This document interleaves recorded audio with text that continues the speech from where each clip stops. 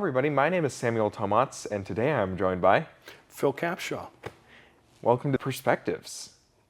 Yeah, we were discussing this earlier, and there's about a 22-year spread between the two of us. And my movie knowledge dates back to about 1970 to 2000, and your perspective is? I've seen a lot of those movies from the 70s to the 2000s, a lot of stuff in film school. I mean, in film school, we went back to the very dawn of filmmaking, but a lot of my knowledge it comes around recent movies, last 20 years, you know, the 2000s to 2025. Okay. I don't watch many movies these days. I find myself really busy making movies, but I still try to get out to the theaters and see as much as I can. Yeah. Did you ever watch the monster movies, the Universal monster movies? A little bit. I haven't seen them all. Yeah, Frankenstein, Dracula, The Invisible Man. Yeah, I've seen every Dracula movie. Really? Yeah. Bela Lugosi? Who's your favorite Dracula? Ooh, oh, yeah, that's hard. I think I'm gonna have to go with Christopher Lee's film. Okay, that was the Hammer films back in the 50s. Mm-hmm. He did make a good Dracula. Those were kind of cheesy though. A little cheesy, but Yeah. I mean, there's a lot of cheese in those movies, but they were good. You know, they were good. That was back in the during the Hammer days, and they had, you know, Vincent Price. I don't. Really? Yeah. Well, you need to brush up on Vincent Price. Yeah. So Vincent Price was another actor who was in a lot of the horror genre back in the 40s, 50s, and 60s. Mm-hmm. Did you see the zombie movie with Will Smith? I did, yeah. That was I Am Legend. Okay. Okay. That was based on a story by a guy named Richard Mawbiam, I believe.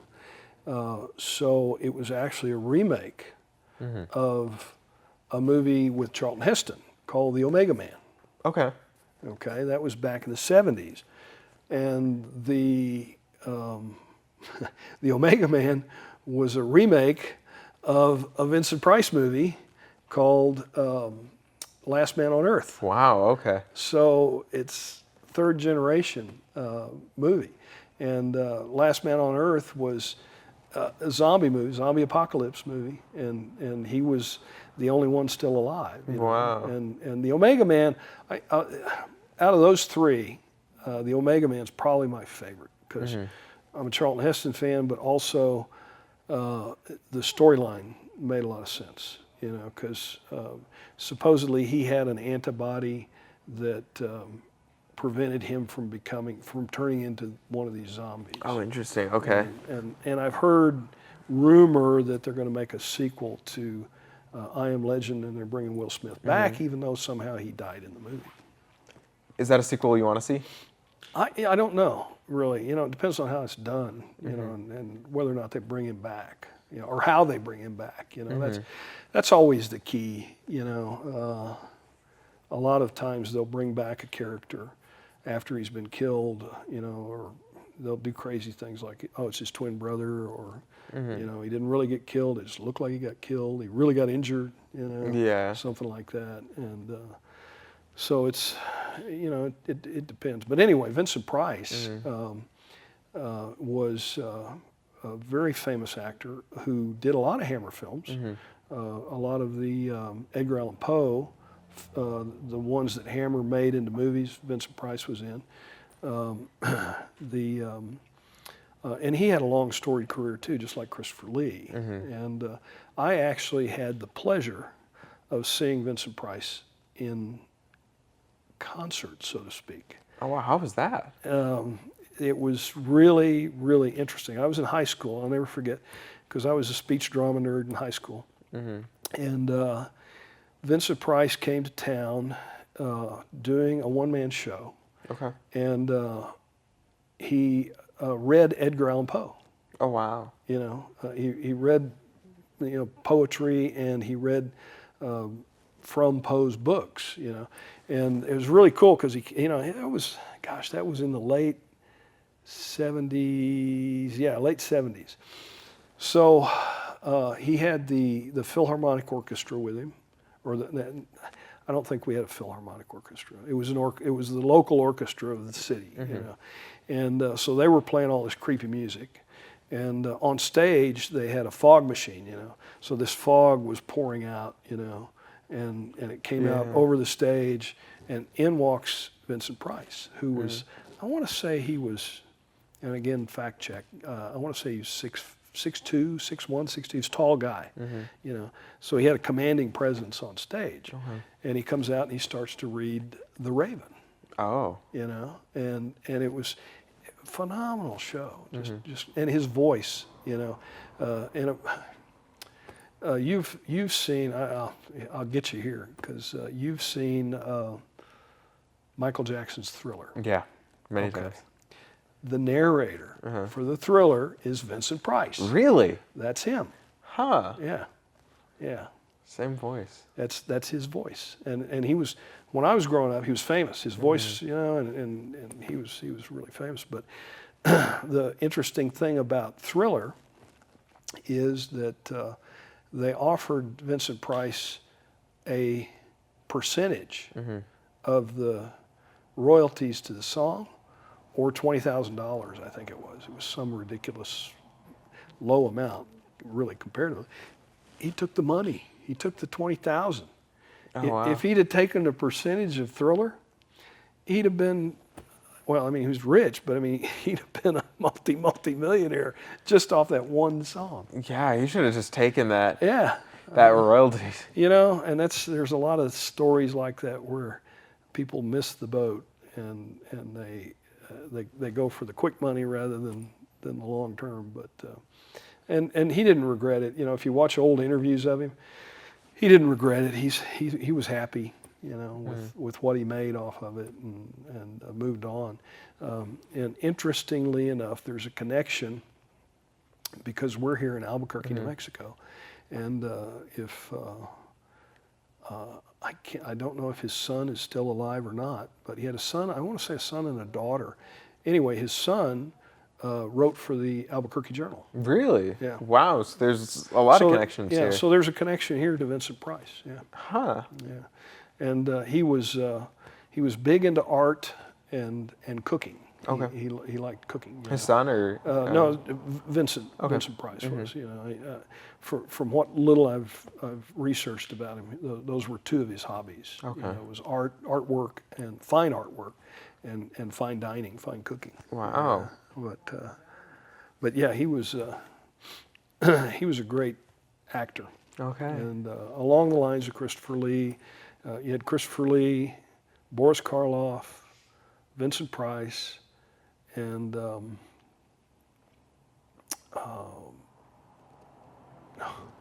I'm drawing a blank. Christopher Lee, Vincent Price, Boris Karloff, and there's another guy that I can't think of. But anyway, they were all in the Hammer films together. You know, so that Christopher Lee's Dracula left an impression on you. Huh? Yeah, I took a class in film school where they made us watch every single Dracula film. Yeah. For 6 months or so, and yeah, that was the one that like stuck in my mind. Maybe it's because I wrote 10 pages about it, or you know, something else. But that film's in my mind. Be one to easily forget. I think he made a couple. Yeah. As Dracula. Okay. You know, we just watched like kind of the main one. Yeah, I think they made a couple of Dracula films with him as Dracula, and. Did you watch? I guess if you watched them all, you watched the one Frank Langella did. Yeah. Yeah. You know, I mean that character varies in intensity. You know, the one from the '40s was kind of blah. Yeah. But he was famous. He was even buried in that outfit. Really? I didn't know that. Yeah, they buried him in his Dracula outfit. Yeah. 2001: A Space Odyssey. Oh yeah. That's a good one. I haven't seen it in a while, but good to brush up. Did you study it in film school? No. No. Okay.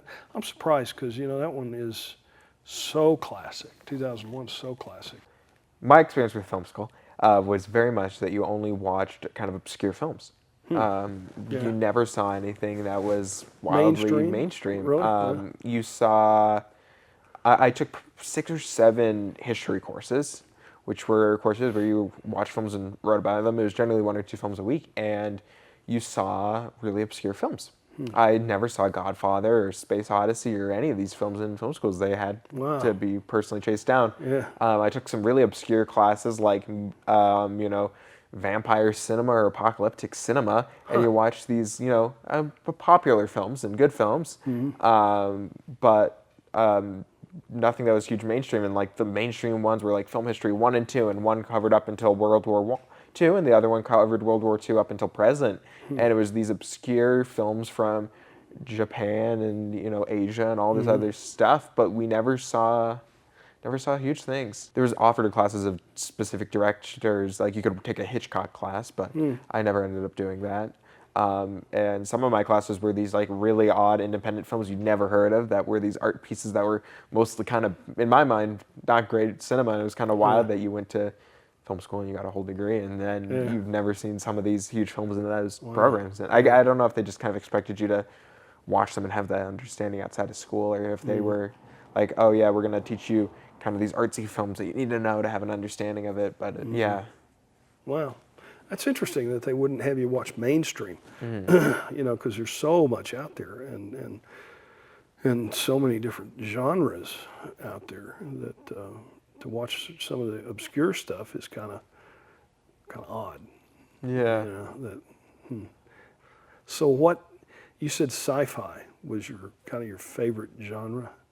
Yeah, as a kid, I think it kind of transitioned to horror. What was the first sci-fi movie you watched? Probably Star Wars: A New Hope. Really? Yeah, my dad loved Star Wars. I got Star into Wars, it. not New Hope. Star Wars. Yeah, Star Wars. I got into it when I was 4, so I mean, very early on. Yeah. Started watching them. Kind of grew up with that, and then got into Star Trek and other franchises. And Which version of Star Trek? I don't know what I saw first. If it was the original show. My memory, I have seen the original show, but my vivid memories are from like the J.J. Abrams movies. Okay. Yeah, fair enough. Yeah. That's the most recent. But well, there's a whole host of sci-fi shows, because I grew up Star Trek. Okay. Yeah. But I got into science fiction. That was my favorite genre. And prior to Star Wars, because Star Wars came out in '77, so I was 16, somewhere in that neighborhood. I was young. I remember anticipating Star Wars coming out. I bought the book before the movie ever came out. Okay. So I had the book and I read the book, and we're all waiting for Star Wars to come out. And this was the same time as Battlestar Galactica was coming out on television. So it was starting this change in media from the main genre had always been Westerns. Right. Because I grew up watching Gunsmoke, The Rifleman, Fury, all these old Wagon Train, all these old TV series that took place in the West. Right. And they were all Westerns. But Star Trek kind of stood out because it was different. And then of course that got me into the whole sci-fi genre, Twilight Zone, Outer Limits, all of these. And I remember anticipating Star Wars coming out.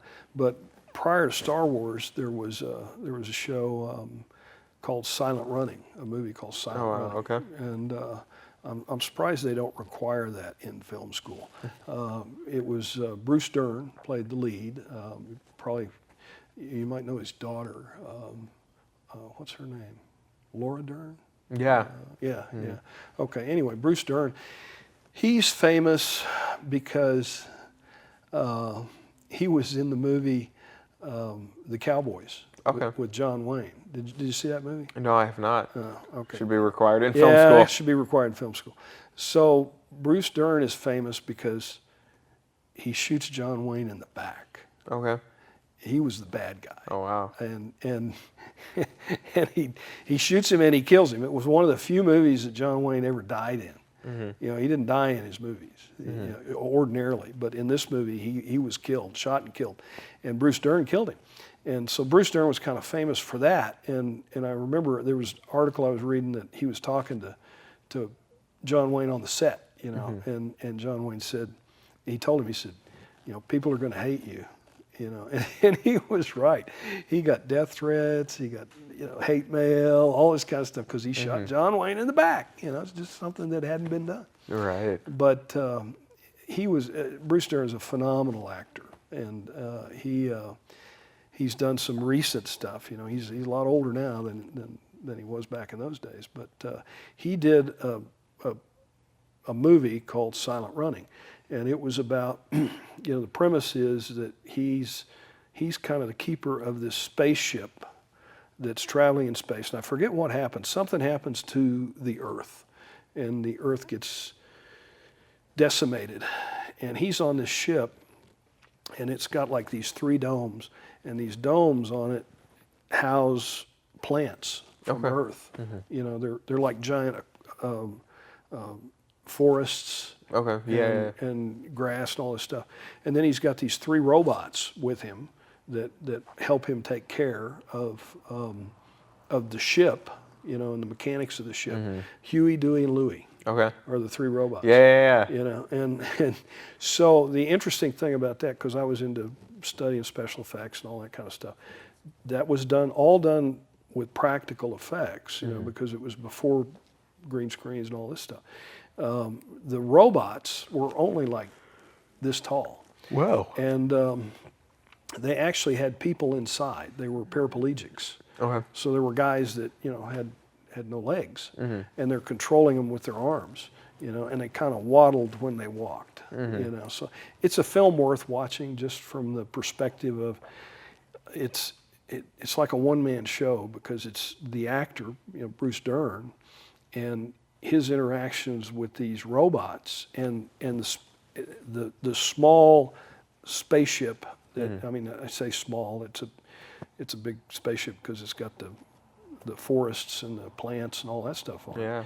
But he's taking care of trying to save the ecosphere that's left of the Earth, you know.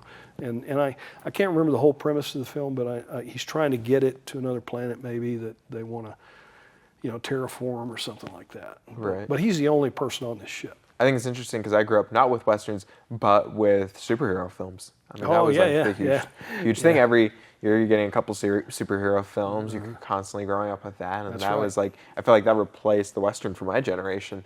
Of like that was just it's what there is. There's superhero, and that's Marvel. I mean, right now it's mostly Marvel. I mean, DC's kind of coming along, but Marvel's the one that kind of cornered that market in the 2000s. With Iron Man. You know, because I remember anticipating Superman. Right. The first one with Christopher Reeve. You know, and interestingly enough. Those superheroes go back to the 40s, 30s, and 40s. You know, if you watch, if you go back and you watch some of the original prior to the 1950s, George Reeves Superman. The TV series back in the 50s. You've probably never seen it. I've never seen it. Well, if you go back prior to him, there was the guy that played Superman was a guy by the name of Kirk Alyn. And he was, I don't think he was the first person to play Superman on screen, but he played Superman, and you know the flying sequences? Okay. They didn't have special effects then to do the flying sequences. So they had a studio there in Hollywood, Flesher Studios, Max Flesher, and they would animate the flying sequence. So you'd see him go running and then kind of jump, and then it would be a cartoon. And he would be flying through the air. Interesting. And that's how they did the special effects for the flying sequence.